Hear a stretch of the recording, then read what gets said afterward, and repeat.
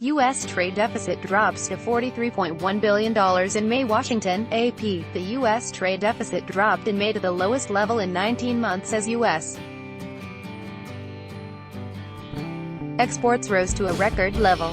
But the trade gap between the United States and China increased sharply, underscoring the economic tensions between the world's two biggest economies.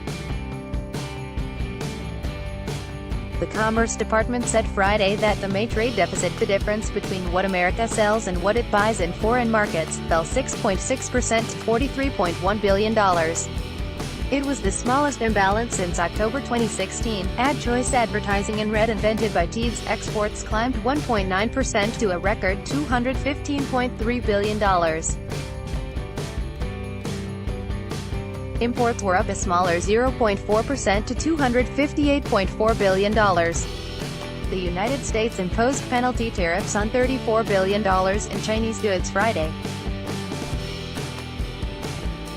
China retaliated in kind, starting what Beijing called the biggest trade war in economic history. Advertisement for May, the America's deficit in goods with China rose 18.7% to $33.2 billion. So far this year the deficit totals $152.2 billion, up 9.9% from the same period a year ago. As has been the case for decades, America's deficit with China is the largest imbalance with any country.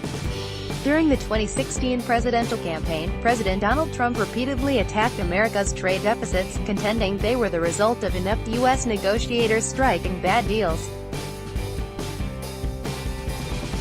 He pledged to correct that situation if elected, and since taking office he has tried in a number of ways to force China and other U.S. trading partners to alter trade arrangements to boost U.S. export sales. The penalty tariffs that the United States imposed Friday on China are part of an effort to confront Beijing over development tactics the administration contends include stealing or pressuring foreign companies to hand over technology. Washington imposed 25% duties on $34 billion of imports from China in the first in a possible series of increases that Trump says could affect up to $550 billion of Chinese goods.